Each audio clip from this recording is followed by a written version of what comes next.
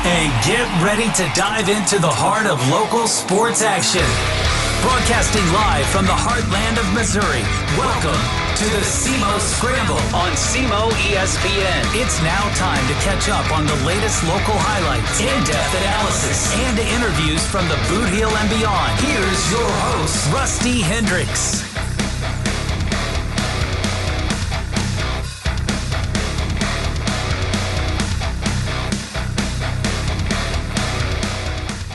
Welcome back. It is the SEMO Scramble here on SEMO ESPN Radio. That's 1220 AM, 93.5 FM, and online, SEMOESPN.com. You can also check us out on our podcast page. Go to SEMOESPN.com/podcast. Check us out there. We got a new podcast kind of system, so kind of working through some of the kinks there. I know haven't got it quite up on Spotify and different things yet, so bear with us on that. Still working through some of the new kinks, but new system. I like it, actually. But you can check it out. Just go directly to SEMOESPN.com. Check out the podcast. Glad to be back this week. Was a little under the weather last week, but back at it this week. Was a late night for me. But we'll get into a lot of high school football action here coming up in just a moment. There was a couple of good games, but there were a lot of blowouts. A lot of blowouts last night. But what did we learn from Week 5 of the high school football season? We'll get into that. We're going to talk a little SEMO football later in the show. Erik Sean's going to join us to preview that UT Martin game, a little SEMO volleyball as well. What happened in college football last night? Yeah, there was a college football game last night.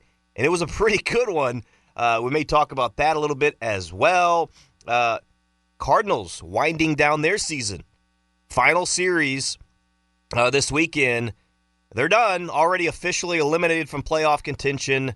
Already, we've been talking about this and looking at this for a while, but what about next year? What about the offseason? What's it going to look like? We'll get into a little bit of that as well. But first, let's talk a little high school football, and my buddy Caleb DeLoach of Withers Broadcasting. He is an announcer for Jackson Sports, and he hosts a podcast, Exit 99 Sports. You can check him out, does some good work there. So, Caleb, joining me this morning. How are we doing, man?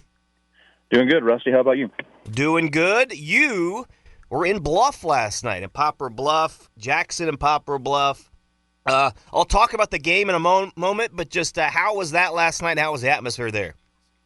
Oh, it was a good environment. A lot of Jackson fans made the drive down to Poplar Bluff and always had a big reunion night thing like that. So there was a lot of fans in the stands, and it was it's an exciting rivalry between those two teams year in and year out. However, it's a little bit on the lopsided side last night. Yeah, absolutely. Do you know by chance, sorry to put you on the spot, any idea kind of what the all-time record is between those two teams in the matchups? Any kind of ballpark figure? Do you know anything about that? All-time, no, I do not. I know Jackson has dominated the last 15 or so years. I think going into last night, they'd won 17 out of 20. Wow. So it's been all Jackson as of late. However, all-time, I'm not sure. I know Poplar Bluff is very, very good. Gotcha. Yeah, lately it's been all Jackson in that.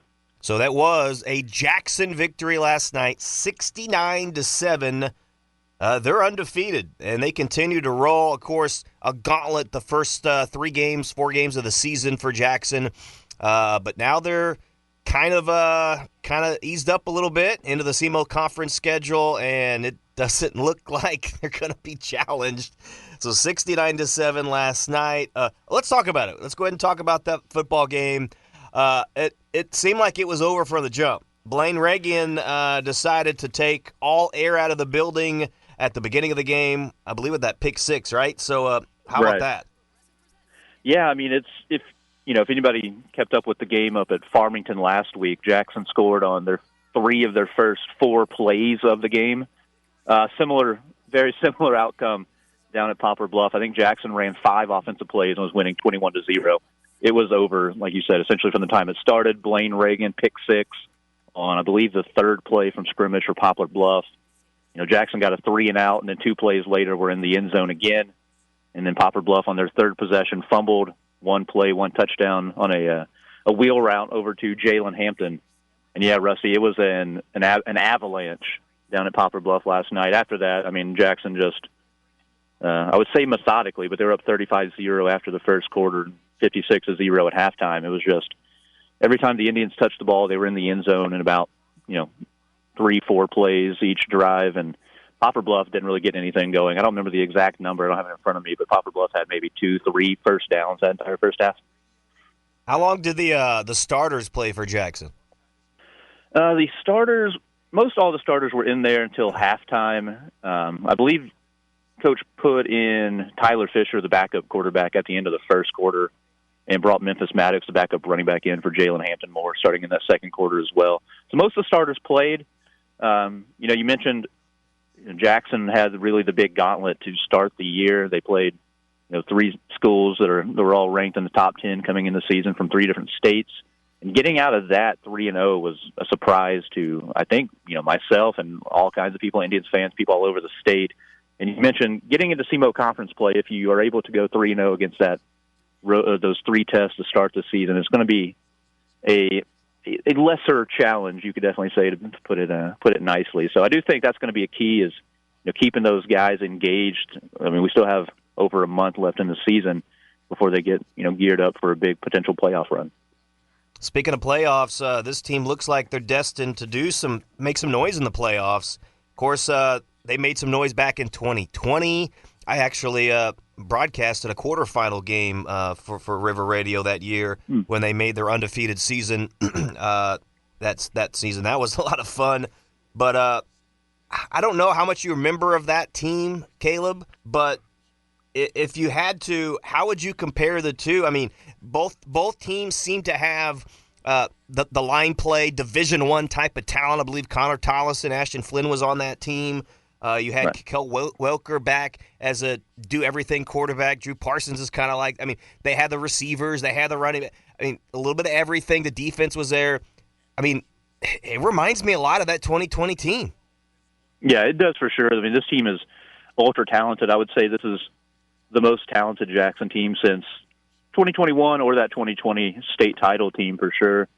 It's all working right now. You said I keep mentioning they played a really tough schedule to begin the year, and that's the thing. I can't stress enough how impressive it was that they started the year 3-0, because pretty much each game, if you were up there watching it, Jackson was smaller and maybe even a hair less athletic than all three of those teams, and they were still able to win each and every game. This team is just very talented, and like you said, it starts with Drew Parsons, senior quarterback. He's way more mature, makes much, much better decisions this year. He's taking care of the ball at a high level.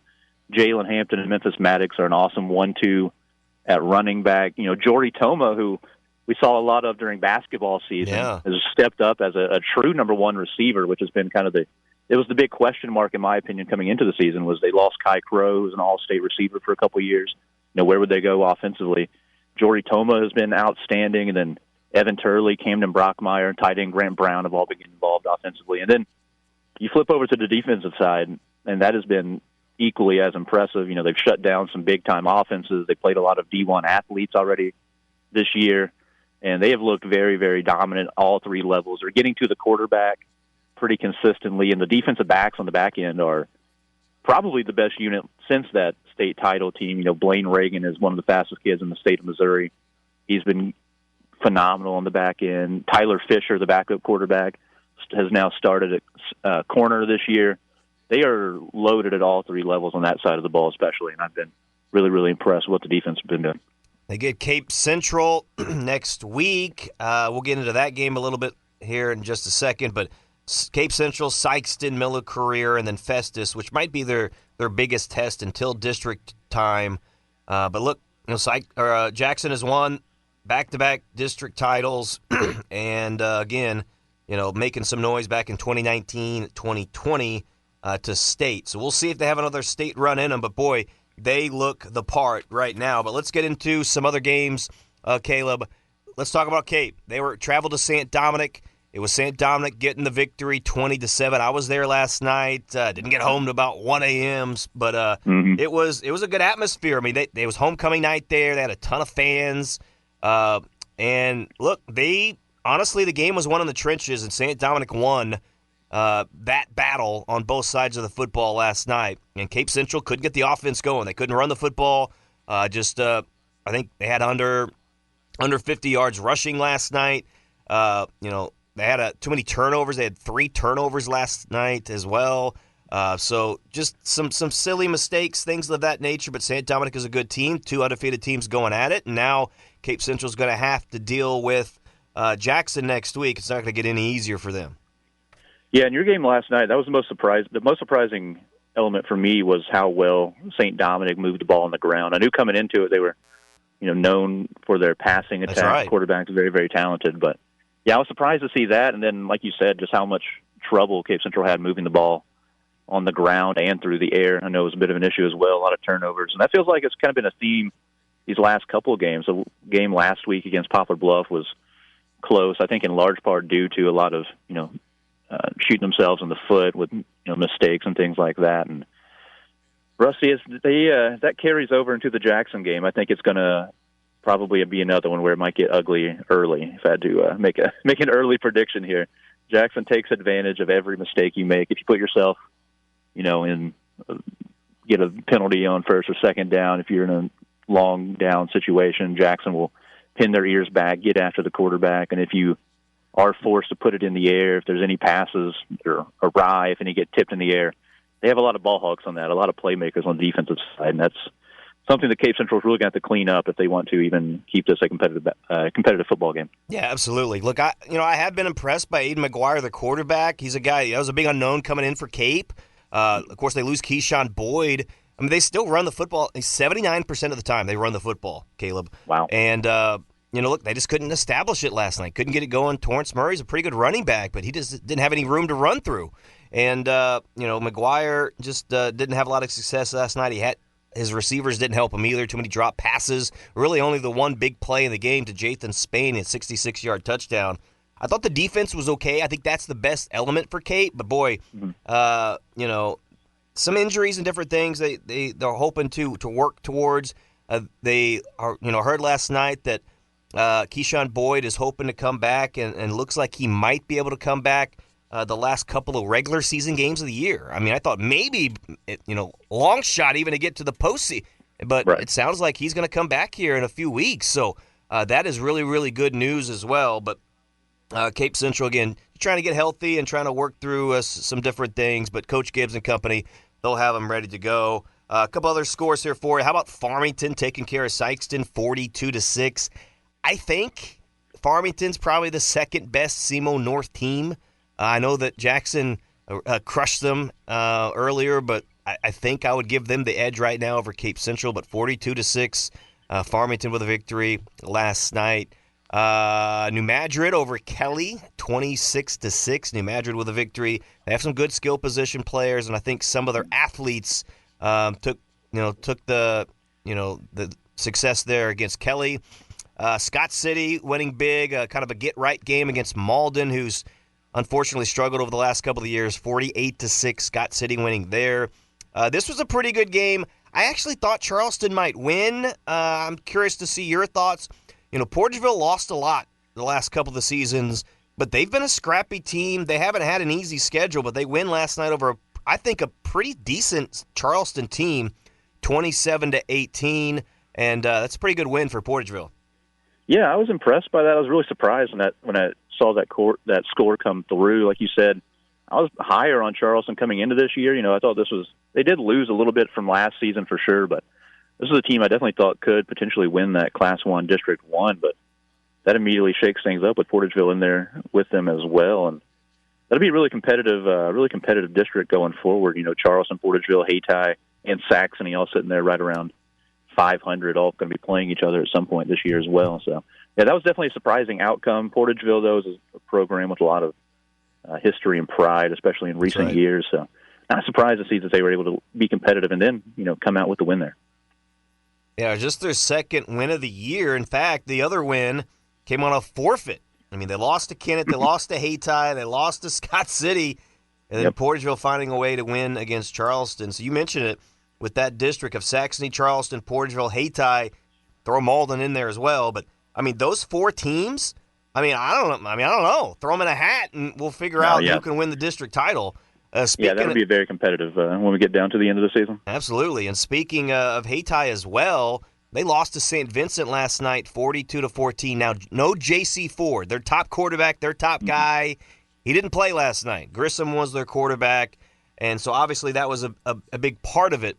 But Hayti, hopefully they can get J.C. Ford back and get him back soon. With him in the mix, they're totally different team, totally different offense.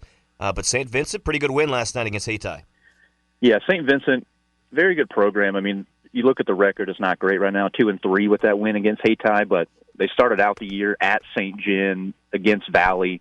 So they played some really, really big-time programs, both of those undefeated as well. But, yeah, Hayti, along with a lot of other teams, you mentioned, Boyd with Cape Central, that is kind of it's kind of simple to boil it down to, but that is kind of the big X factor for a lot of schools, especially the smaller the school is, the less depth you have just inherently based on numbers. So trying to weather the injury storm in the middle of this season and then, get into the postseason as healthy as possible is really one of the biggest, if not the biggest, X factor for a lot of teams in Southeast Missouri. Absolutely. Perryville with a victory over Grandview last night, 21-20. That was closer than I thought it was going to be. I don't know, Perryville is a little bit of an enigma. At times they look really good. I mean, they have a lot of players that's come back from last year. They have a good core. But, man, it seems like at different times they've maybe played with their food a little bit, underperformed. Obviously St. Vincent getting them earlier this year, but they do get the victory last night, 21-20. I still think they're going to have a pretty good season. Yeah, coming off that 10-2 record a season ago, making it into the Class 4 postseason, I was surprised, like you said, to see some of the losses they had. I mean, St. Vincent, good program. That was definitely one I thought they could win a couple weeks ago, and also starting out the year, they lost to DeSoto in week 2. That was a weird red flag for me, like you said. Exactly, it's kind of mixed results, kind of confusing. It's throwing me all over the board here what they've done this far this season. So 3-2 is Perryville. They will have Jefferson Festus, who's a pretty good team. They're 4-1 next week. How about Saxony at Houck? I'm hoping Saxony can have an actual true home game next week. I don't know the official word yet. I haven't heard, but I'm hoping that they'll take on Charleston coming up in their next contest. I'm hoping that's going to be a home game at Saxony, but technically a home game at Houck, taking on Marquette, Illinois, and it was Marquette getting the victory 48-34 last night. Your reaction to that one? Yeah, it's about what I expected in the ball game. I thought it would be close, pretty competitive game. I've stayed pretty optimistic on Saxony this year. I know they're a very young, inexperienced team just by the fact that they only had first year varsity football season, but also the players on the field. A lot of them, the big contributors, are also young kids as well. So I thought this was a competitive game. It's a Marquette Catholic team that I didn't know a ton coming into it. I looked up as much as I could researching before the game. They had struggled last season, but they've come out really, really well this season. So not sure what the disconnect was, what changed for them, but they've played well coming into this ball game. So I expected it to be a pretty close game. I definitely thought Marquette had the upper hand, but it doesn't surprise me to see the Saxony team fighting. They're super talented offensively. They're one of the more fun teams in the area to watch with the ball. Kai McDowell has been awesome, and he was great again last night, running and throwing. He's shown off that real dual threat ability. But yeah, it's just kind of the defensive side for them right now. Last time out, they had a bye week last week, but 2 weeks ago over at Sparta, Illinois, they gave up 36, now giving up 48. Going into, it'll be a home game, like you said. We'll see where it's at exactly, but taking on Charleston at home will definitely have their hands full. District matchup, like we said, Charleston going to be a very athletic team. See if Saxony is able to kind of hang with them. I think it should be a fun game. I think it'll be another competitive one for the Crusaders here at home. I agree. Another game, it was East Prairie at Kennett. East Prairie, look, they have one of the best running backs in the area, but they don't have a lot around them, and they're struggling this year. Kennett with a nice victory, 46-8. They've gotten a lot better. They're 3-2 now of the year. Win against Porterville, win against Kelly, win against East Prairie, and the two losses they have against are pretty good teams. Paragould, Arkansas, that beat up Bluff, and then St. Genevieve, who won last night 35-7 against Park Hills. They're undefeated at 5-0. So Kennett is back to being a pretty solid team, and they have a pretty good matchup next week against New Madrid. So Kennett, they're playing some good football right now in Class 3. Yeah, I've been impressed with the turnaround at Kennett. Obviously, Coach Joel Wyatt takes back over the helm this year at Kennett, coming off of, I have to assume, the worst season in school history. Obviously, 0-10 a season ago. Another program, I've said of some of these programs, Kennett is another one. A lot of pride. They had a lot of very, very good seasons not too long ago, in the late 2000s, early 2020s, they're winning 11, 12, 13 games year in and year out. So seeing the kind of decline they took has been a weird thing to witness, honestly, for me. But Coach Joe Wyatt back in there has kind of righted the ship and, turning around, going from 0-10 to already being 3-2 5 weeks in.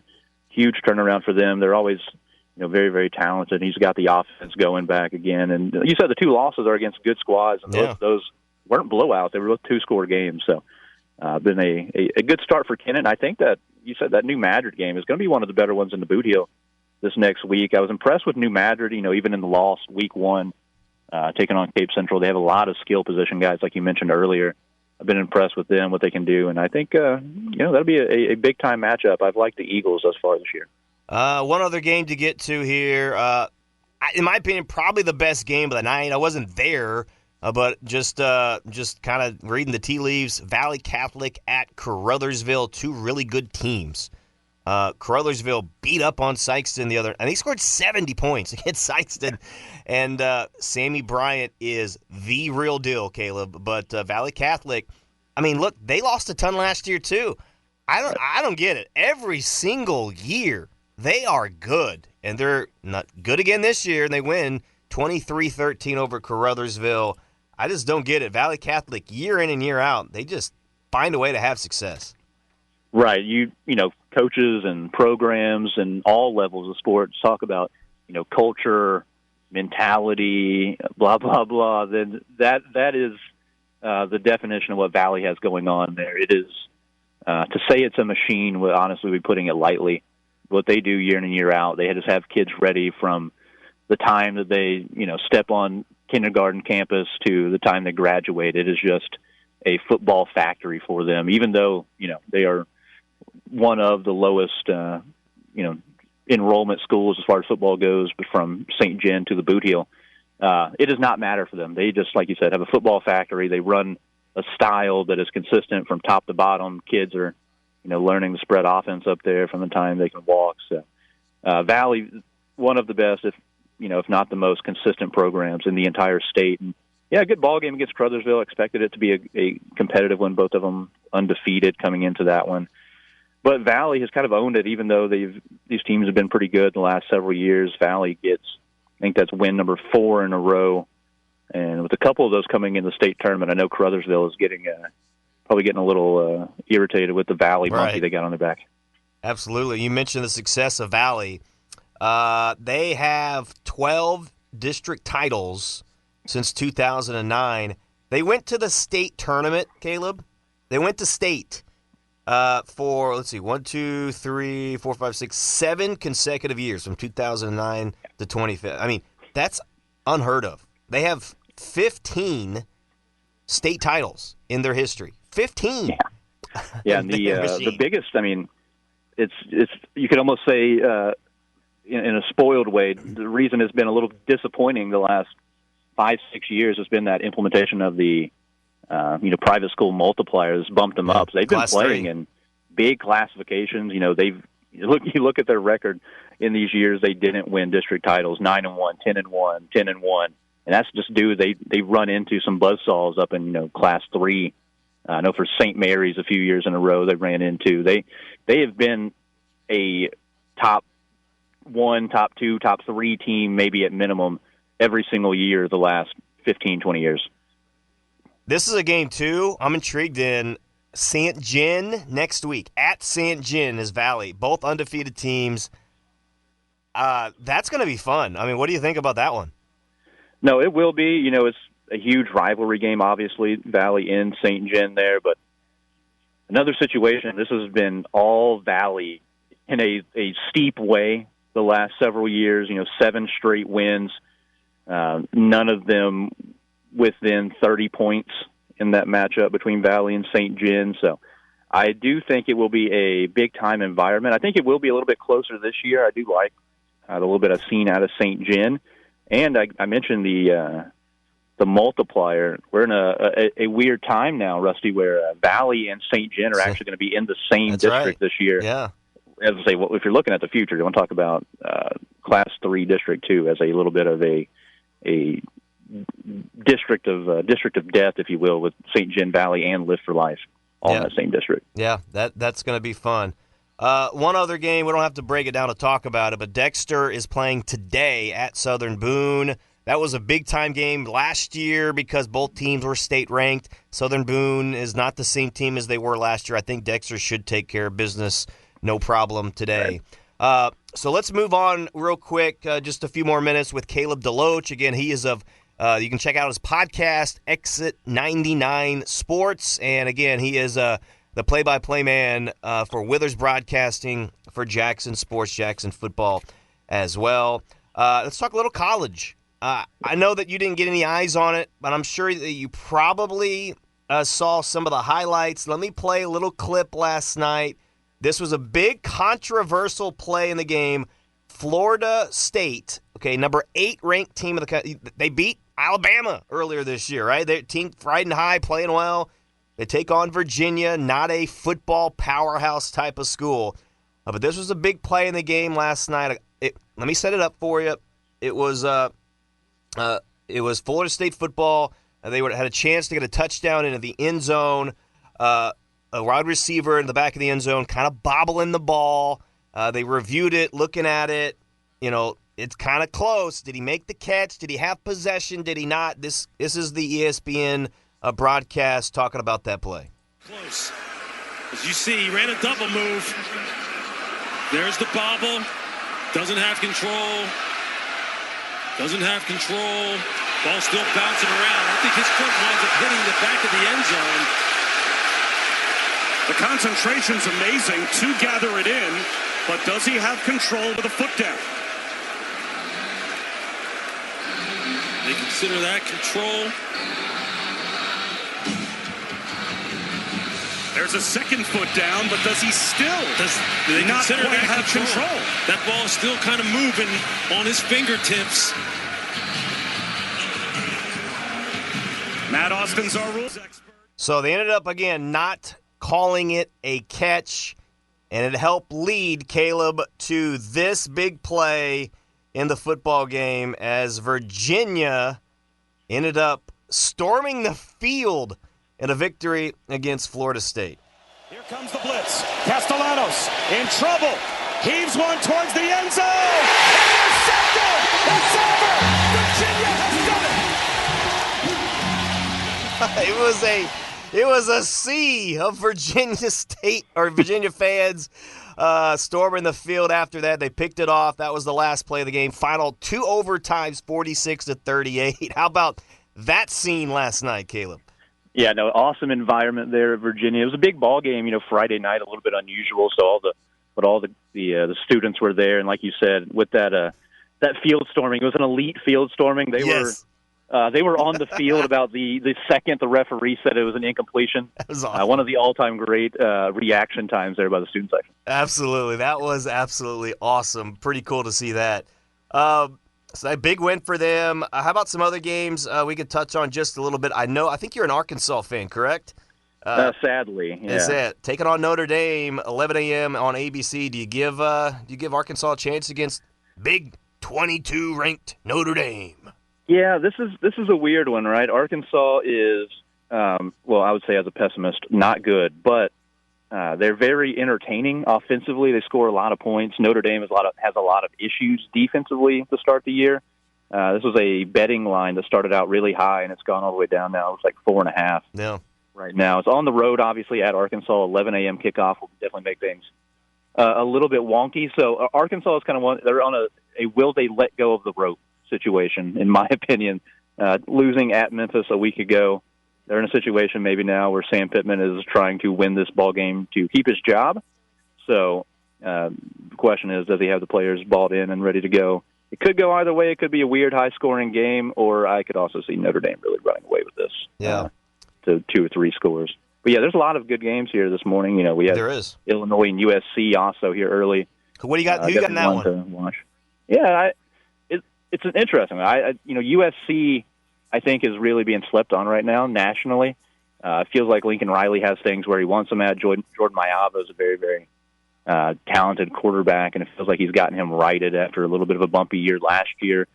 But this is it for them. This is a game that they have lost in the Lincoln Riley era, going on the road, middle of the country, 11 a.m. Central Time. It's like, 9 a.m. back in L.A. Right. So a weird body clock situation. But Illinois, a little bit reeling. They just got absolutely eviscerated by Indiana. A big prove-it week for both of these teams, kind of it feels like an early play-in to the playoff already for both these Big Ten teams. Yeah, I agree. It's going to be a fun, interesting game. I think it should be close. I don't know, man. I could see it going either way. Like you said, Illinois coming off that loss, that they're wanting to prove it this week. You mentioned the game time. I don't know, though. I just feel like you said, USC, I think they're better than Illinois. So I think I would go with them, but we'll see. Game in the SEC, maybe one of the games. There's a couple of good ones, but how about this one? LSU and Ole Miss. How good really is LSU? Ole Miss seems to be pretty solid as well. I kind of like Ole Miss in this one. Yeah, Ole Miss's offense has been, undeniable this year. They've been so much fun, regardless of who is back there at quarterback. They've got, Trinidad Chambliss, a guy transferred up from D2 this past year, has been phenomenal for the injured Austin Simmons. He looked great.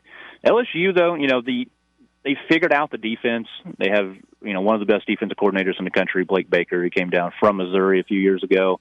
It feels like they figured out the defense. Weirdly enough, it's the offense that's been a huge question mark for LSU. It's been very inconsistent, and that was the one thing that everybody kind of leaned on coming into the year. Garrett Nussmeier, a lot of options this year at running back and receiver transferred in. So it's been weird. It's on the road at Ole Miss. It's another one I think is going to be a close competitive ball game. Right. I think I might actually roll with LSU this year. It feels like this might be the year for Brian Kelly. Yeah, I hear you. That's a good one. A couple other games. Washington, Ohio State. Can Washington give Ohio State a chance? I don't know. We'll see. Auburn and Texas A&M. Indiana, Iowa. Is Indiana gonna roll again? How about this one though? Oregon and Penn State. That one. It's going to be fun in Pennsylvania. So a Big Ten matchup there. Oregon, Penn State. That'll be a good one. And then Alabama, Georgia. Those are probably the two best games on the slate. Yeah, an incredible, both games starting at the same time here, night slate. So hopefully everybody has the YouTube TV multi-view you can pull out to watch both of those at the same time. Penn State, this is the game that, this is the James Franklin game, right? He doesn't win big games. So this is kind of the prove it. It's going to be a whiteout against Oregon. Oregon humming offensively as they always are. It feels like Dan Lanning, though, has kind of turned that into a machine. Their defense looks good. Dante Moore at quarterback looks good.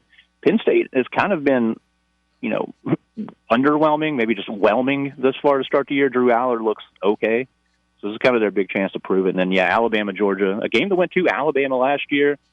They're already in kind of an early, hey, we got It's a big game for Bama. You might have to win this already, with the loss against Florida State. This is kind of their moment to be like, let's get back into the playoff picture. Georgia just looks fantastic, though, after that win at Tennessee. I'm going to roll with the dogs here, this one. Yeah. Mizzou against UMass. For those Mizzou fans, it's an ESPN U game. ESPN U at 6:30 there. I want Ahmad Hardy to get over another 100 yards. 600 yards rushing coming in, so hopefully he can. Been phenomenal this year. That's a little dark horse Heisman look there, Ahmad Hardy. Absolutely. All right, Caleb DeLoach, appreciate it, man, breaking down high school and college here today.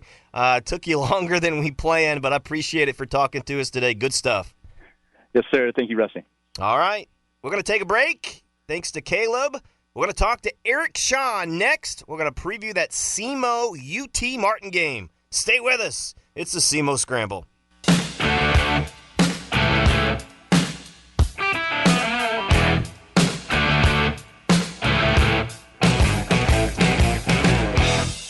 Welcome back. It's the SEMO Scramble here on SEMO ESPN. Hey, speaking of the Huddle Hotline, well, on our hotline right now is the voice of the Huddle, and Erik Sean. He's the voice of the Redhawks. You can hear him today, 6 o'clock kickoff on our sister station, Real Rock 99.3. Erik is going to be there as the Redhawks open up OVC Big South play at UT Martin here today, and it should be a fun matchup in Martin, Tennessee, Erik. Going to be really fun. You got to remember when these two teams played each other last year, Rusty, it was the game of the year in the what was termed Big South OVC. Last year, it's the OVC Big South as it changed the name. The OVC wanted top billing, I guess. But last year at Hawk Stadium, Rusty, SEMO's down by 2 touchdowns in the fourth quarter, and a guy named Paxton DeLoach set a single-game record. He threw 6 touchdowns. He rallied the Redhawks back in the fourth quarter, and they would win it in double overtime on a D.C. Pippin field goal, 45-42. In that game, we had 87 combined points, 12 touchdowns, 2 overtimes, 5 lead changes, 5 ties. It was epic. I don't know if we'll get a game like that this year, but these are the best 2 programs in football in the OVC. It's 4 straight outright or tied titles for UT Martin. They've either won or shared the title 4 years in a row. 2 of those 4 years, they shared it with the Redhawks in 22 and 24. Obviously, last year when there was a 4-way tie, but SEMO did enough to win the tiebreaker and go to the playoffs. These 2 coaches today, Rusty, the 2 longest tenured coaches in the league. Now, the dean of the OVC is Jason Simpson. It's his 20th season. He's still only 54 years old, 20th year, and he has won 5 OVC titles now, 4 in a row, and his first year in 06, they won it for the first time ever. 2 Coach of the Year awards. What's interesting, you got to go back a ways, but for some of us old-timers who've been around for a while, Rusty, this is a UT Martin program that was the doormat of the conference in football. And to say that they were the doormat is an insult to all doormats. They were terrible. So from 1996 through 03, they lost 44 straight OVC games. Wow. That's impossible. 96 to 03. So they finally break that streak, and all of a sudden they start putting money into their program. They fully fund the scholarships. They build that nice new football building, and that changed the complexion. Now, since then, it's turf. They've got this great press box that SEMO would love to have. Now, SEMO's new press box is going to be nicer than this one, but this is really nice.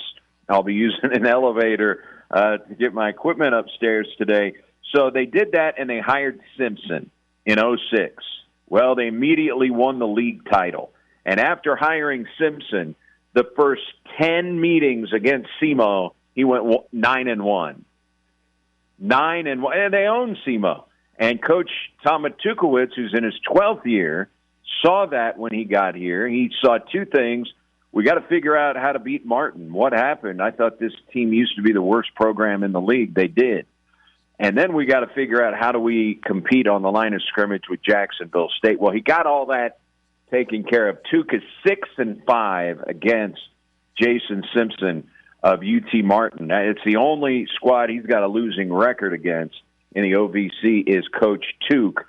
So this is going to be the 41st meeting, Rusty. How evenly matched are these 2 teams? 2020. Won 20 times. UT Martin has won 20 times. The last 10 meetings between Simpson and Tuke, 5-5 split. However, SEMO has lost the last 2 at Hardy Graham Stadium. Now, the Redhawks have won 5 of the last 7 in the series, but the home team has won 5 in a row. SEMO hasn't won at this stadium since 21, and that was the year they played spring football after COVID. You know, they played Martin twice that year. They played Murray State twice that year. It was really weird with COVID and spring football. So these are the top 2 programs. Epic game last year. Rosters have changed. UT Martin's roster has changed more. Can you imagine? UT Martin has 67 newcomers on the team.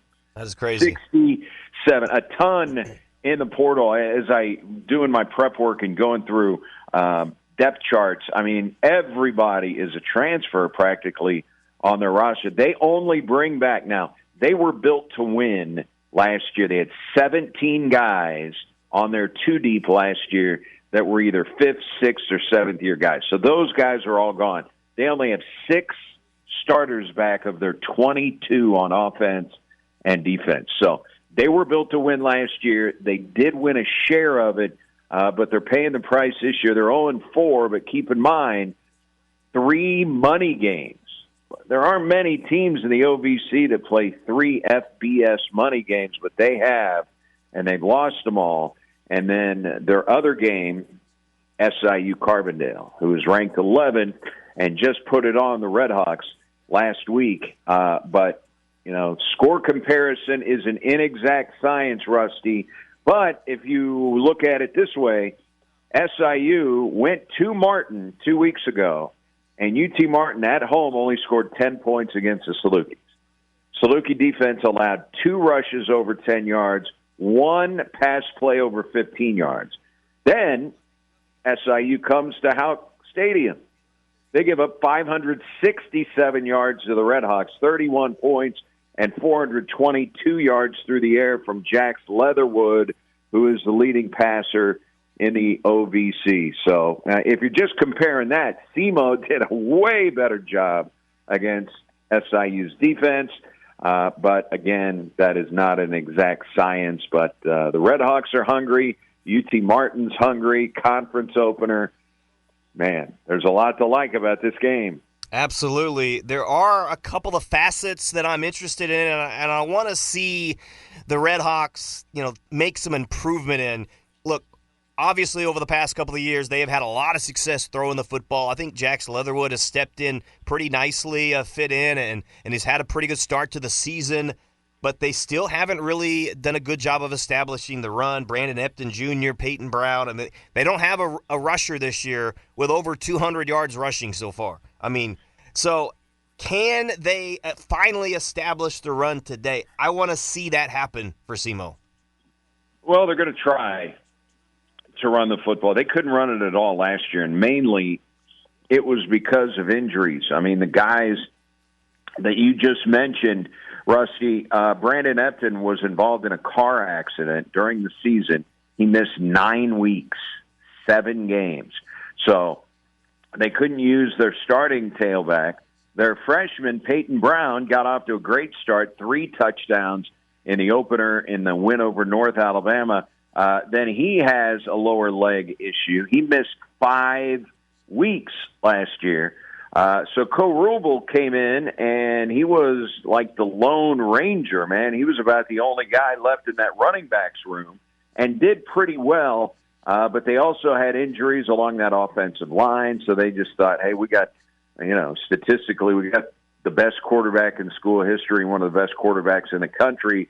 We're just going to rely on our passing game. We're loaded at wide receiver, so we'll, quote-unquote, abandon the run for the most part. You still got to try to keep teams honest and do it through the air. They don't want to do that this year. They've got a new offensive coordinator, John Holt, filling in for, their longtime OC, Jeremy McDowell, who is now the OC at Saxony Lutheran High School, coaching his son Kai there with the Crusaders. So they're going to try to run the ball. I think we saw some positive signs last week. Brandon Epton ran for 94 yards, so he almost ran for 100. They're going to try to run the ball on UT Martin today. Now, keep in mind, the same quarterback that took apart SEMO, DJ Williams, where he threw for 4 touchdowns and ran for 2, he ran on UT Martin's defense for 138 yards and 3 touchdowns. I mean, he's going to be in the Walter Payton Award watch voting. Trust me, he is one of the best quarterbacks in the country, and so is the kid at North Dakota State. So SEMO has seen 2 of the elite FCS quarterbacks in the country already. So they are going to try to run the ball. if they do, that's going to take a little pressure off of Jax Leatherwood. But I think SEMO believes the offensive line starting to come together, a lot of new guys up there, and they really like their running back room. If you ask Coach Tuke, he'll tell you the two strongest rooms on that roster, the defensive line and the running backs. I mean, those are the strengths of the team, at least on paper, with Epton and Brown and Cole Rubel. They're really good. So I think they're going to try to establish the run, and we'll see if they do it. You know, when you fall behind big early, you know, sometimes you got to revert to throwing the ball more than you would like to. That's what happened at Arkansas State, big high-powered offense. North Dakota State, 5th in the nation in total offense and scoring offense. Then you play SIU, who jumped on you early. They're the 12th best scoring offense in the country. So they had fallen behind, and if they don't do that, maybe they make a little bit bigger commitment today, Rusty, to the run game. Yeah, and obviously in each game you want to find a way to come out strong at the beginning. You know, you want to be the team to find a way to get ahead. So maybe that is something they can do today. We'll see. But talking about the defense, Erik, not often, I don't think, is a safety your leading tackler, but that's the case for SEMO and Landon Sylvie. How about the defense as a whole? What do you thought about them? How do they continue to improve? And what are some of the health updates? I know trying to get Jared Pedraza back, some of those guys. What's the update there? Well, your best two defensive players are the Wolverine, Jared Pedraza, sixth-year guy transfer from Northwestern State. He's out again today. You have an All-American outside linebacker in McCoy Casey.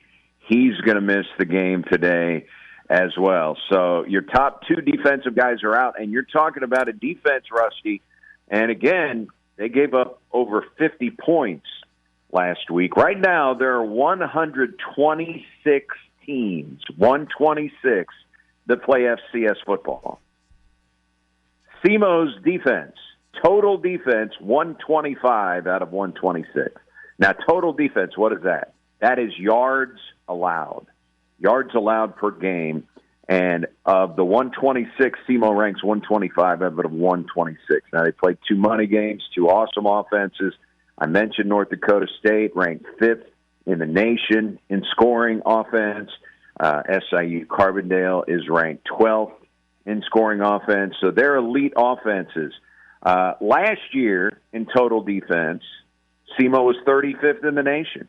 Very respectable. 125 this year. Again, they've only played 4 games so far. And then you go back last year or this season, rush defense. The Redhawks are 116 out of 126. Last year, they were the 10th best rushing defense in the country. And last year, they were the 6th best red zone defense in the country, 6th. This year, 55th.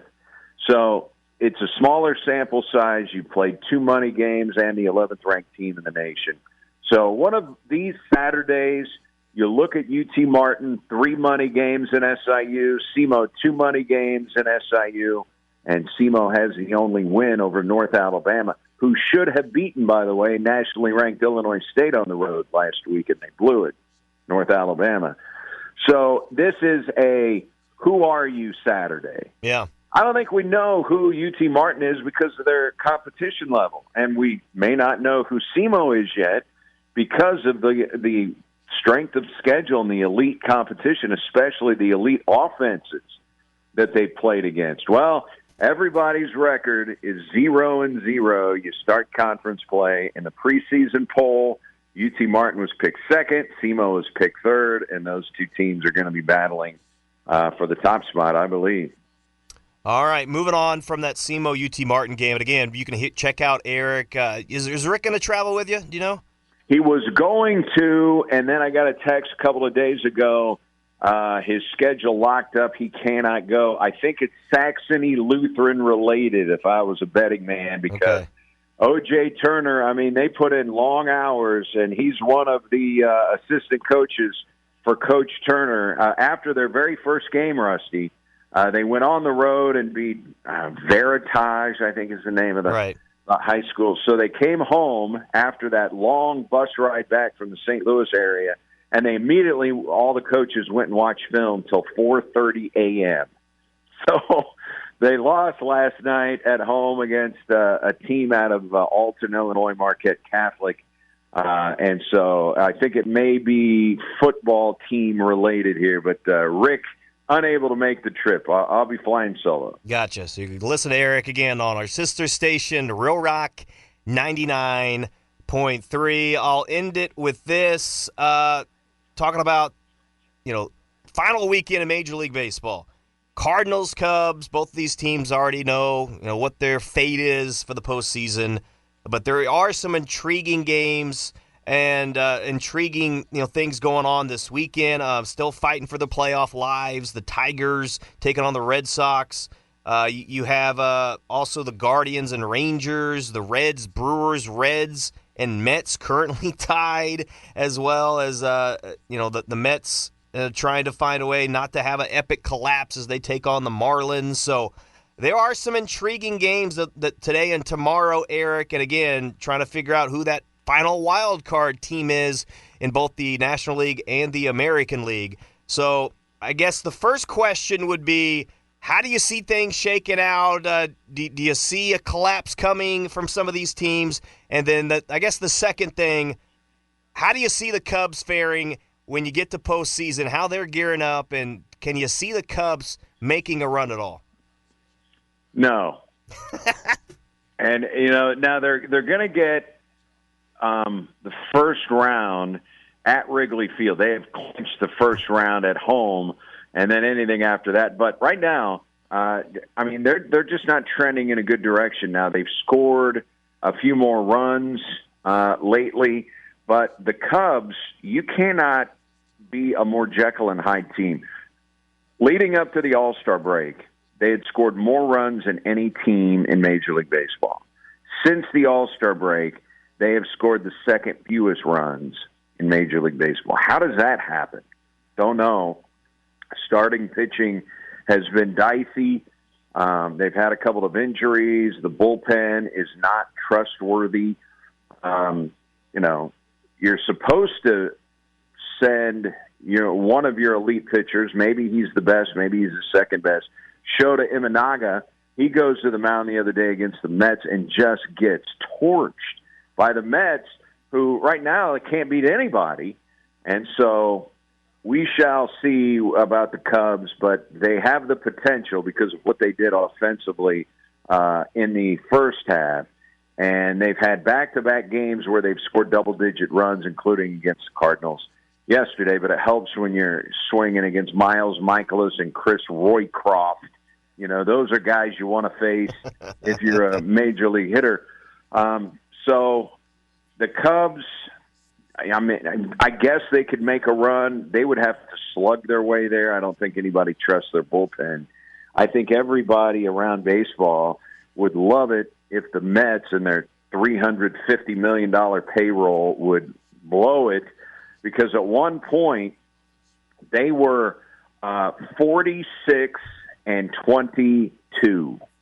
They were rolling.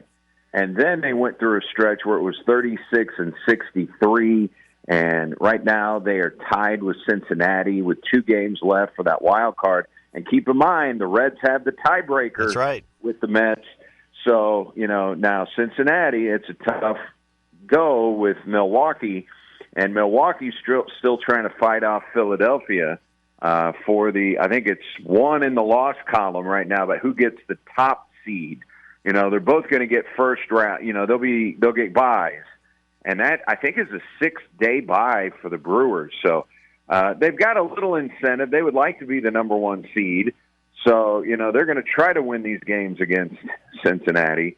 And then I think everybody is rooting, outside of Detroit Tiger fans, for the Cleveland Guardians. The fact that on July 8th, they were 15.5 games out. September 1st, they were 10.5 behind the Detroit Tigers. And they have now caught them. And, Detroit's won a couple of games in a row. So are they riding the ship? I don't know. But the final 2 days of the regular season, and then you've got the Yankees and the Blue Jays tied for number one in the AL East. Blue Jays have the tiebreaker, 2 games left. Boston locked up a playoff spot. So in terms of winning division titles or getting into the playoffs, you got a shot here in the AL East. Can the Yankees win it, or will the Blue Jays hold them off? And then who's going to get that wild card in the National League, the third wild card, and who's going to win the AL Central? Can the Tigers win their final 2? Can they hold off Cleveland? Cleveland has the tiebreaker on Detroit. I mean, it's cool when you've got 2 games left in the baseball season and drama. And then, of course, you remember a few years ago when they changed it, the final day of the regular season, a Sunday, everybody plays at the exact same game time. Right. 2:20 Central Time. So all the games go off together, and we could have, all of those races that we just talked about all coming down to a 2:20 Central pitch on Sunday afternoon. Yeah, it makes it for a fun weekend for sure. That's going to be fun watching that on Sunday. Of course, a good NFL slate as well. So intriguing, and also for the Astros, they're going to have to win out, and they're going to need Detroit or Cleveland to lose out for them to even get a chance to get in the playoffs. So, look, maybe allowing some mediocrity with that third wild card over the last couple of years, but at the same time, makes 162 more interesting. So, I tell you, yeah, go ahead. The Astros, losing Jeremy Pena got hurt at the end of the year. Yordan Alvarez has been hurt for a big stretch, but he came back. He was good to go for make a run at the playoffs, and he sprains his ankle, high ankle sprain, going across home plate. I mean, what kind of a fluke injury is that? So, injuries have really taken out the Astros.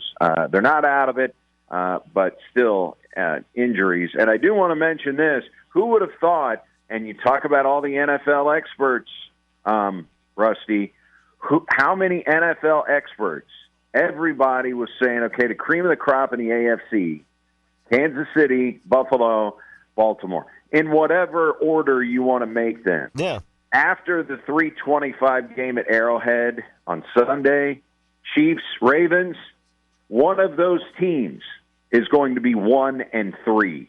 Who had that on their bingo card? Yeah, you're right. And honestly, to me, though, it's more important for Kansas City to find a way to get that victory than it is the Ravens. I don't know about you, but they've got to find a way to get it going, because the Ravens can score. Now, their defense has had some issues, but they can score. It's been the opposite for Kansas City. They're having trouble on offense, and they got to get something going there. Well, injuries have hurt. Rashee Rice will be back for Week 7. Xavier Worthy. I mean, the third play of the freaking season. Taken out by Kelsey, friendly fire. So, that's been a problem. I tell you, I'm going to need more Tyquan Thornton pumped directly into my veins. Pump it directly into my veins. This Thornton looks really good, and he's starting to, develop a little bit of a chemistry with Patrick Mahomes. I mean, you can see Travis Kelce's walking up the 18th fairway. They very well could have beaten the Philadelphia Eagles. That pass to the goal line, that it's right in his hands. It's low, but it's right in Kelce's hands. He catches it, touchdown. Maybe they beat the Eagles. But not only does he not catch it, he deflects it into the air, and it gets intercepted, returned past midfield, and it set up the game-winning score for the Eagles. So Kelce right now, and I expect this to turn around, is killing his own team with that play and taking out Worthy for multiple weeks with a dislocated shoulder. So I like the Chiefs to put together a big performance, and man, oh man, the decibel level at Arrowhead on Saturday is going to be phenomenal. Absolutely. That is a 3:25 game. You're going to watch it on CBS. A couple other intriguing games. Get your thoughts. Any of them stand out? Colts, Rams. You have Eagles, Bucks. Let's see what else. Commanders, Falcons, Vikings, Steelers in Dublin. Any of those games stand out? Well, the Commanders are going to be without not only Terry McLaurin, but also Jaden Daniels. They're both out. Your starting quarterback and your best wide receiver, so that's bad news for the Commanders. The Indiana Jones story in Indianapolis is pretty cool. 3 games in, 3-0, Daniel Jones, who used to be known as Danny Dimes when he was in New York, and they got him out of there, and then all of a sudden now he's Indiana Jones, and the Indianapolis Colts have punted 1 time in 3 games. 1 punt. I mean, they have gotten off to a great start. We'll find out more this Sunday. I think it's an intriguing game for the Eagles, who have been a little pedestrian on offense. They could have lost to the Chiefs if Kelsey doesn't bumble that pass at the goal line. They should have lost to the Rams last week. Nobody blocks 2 field goals in the fourth quarter. If either one of those field goals don't get blocked, the Rams beat the Eagles. And then just go back and see what Tampa Bay did to the Eagles last year. They smoked them in Tampa. It's going to be a tough game for the Eagles now. Mike Evans is out for Tampa Bay, and it's going to be a multiple-week injury here. He'll be back. That guy's going to the Hall of Fame. Just go, Google his career numbers. And then Baker Mayfield, man. I mean, this dude, fourth quarter, game-winning drives, 3 weeks in a row. All of a sudden, he's a guy that you say, man, I'm not betting against Baker Mayfield. He's tough. He makes plays. So that could be, along with Baltimore, Kansas City, maybe arguably the most intriguing game of the weekend. Yeah, totally with you. Erik, man, appreciate it. Thanks so much for joining me. Got to run. And good luck to you and the Redhawks at UT Martin this evening. Appreciate it, Rusty. All right, take care. That is the voice of the Redhawks, Erik Sean. Appreciate him for joining me here on the SEMO Scramble. Talked a lot. Caleb DeLoach, Erik Sean. We went long today, talking a lot of sports, a lot of content there, and I hope you enjoyed it. SEMO Volleyball, by the way, I want to get this in real quick. They set to take a road trip to Little Rock. They got a big win against UT Martin to open up OVC play. They're playing well. They are playing well. They're 5-1 all time against Little Rock. So look for the volleyball team to continue to roll there. We mentioned, again, the Redhawk football team. I want to see them find a way to get a dub. Get it done, find a way, get the running game going, and be strong on defense. But more importantly, and I think in a game like this, we mentioned about getting off to a good start. I think that is important for SEMO. But you got to clean up the turnovers, some of the mistakes, the penalties. Those things got to be cleaned up. So can we be a little more consistent here overall and be smarter here today? That's what I want to see from the SEMO football team as a collective. And again, good NFL slate. Make sure and go to check out our Pro Pick'em. Go to SEMOESPN.com. You can play with me and others on that, and should be a fun weekend. So again, final 2 games of the regular season for the St. Louis Cardinals against the Chicago Cubs. They're out of the playoffs, and it's been frustrating. So a couple of things. We're going to have an exit interview. Obviously, Mo's going to be done. Chaim Bloom's coming in. So next week, we'll have some interviews. Knock on wood, hopefully. We'll have the press conferences, I believe, on Tuesday. I think on Monday or Tuesday they'll have that, okay, with Mo and then with Chaim. What are the answers going to be? What are some of the questions? What's the messaging? It's going to be interesting. We're going to talk a lot of Cardinals on next week and get an idea. Open up the off season. Okay, Sonny Gray, Wilson Contreras, also, Nolan Arenado. Are you going to trade him? Are you going to get rid of the contracts? Are you going to get rid of some guys like a Lars Nootbaar? What's the plan with Nolan Gorman, Jordan Walker, and others? There's a lot of questions. What is the Chaim Bloom era? What is it going to bring? What about the organization as a whole and the ownership group? What's the finances, the payroll situation? How much money are they going to shed? Are we actually going to go into a rebuild or not? going to be interesting. And we'll see, and we'll break it all down next week as well. Mizzou's going to have a big game, Mizzou football next week. Again, they play UMass today, but a lot of good content coming in next week, week 6 of the high school football season as well. So we'll break it all down next week. Make sure and join us right here on SEMO ESPN for the SEMO Scramble. All right, folks, have a great weekend. We will catch you next time. You've been listening to the SEMO Scramble on SEMO ESPN. Goodbye. You've been listening to the SEMO Scramble on SEMO ESPN. Tune in every Saturday morning from 9 to 10 for a dash of hometown pride and the latest news, scores, and stories that matter most to local sports enthusiasts from the Boot Heel and beyond. Right here on SEMO ESPN 1220 AM, 93.5 FM, the SEMO ESPN app, and SEMOESPN.com.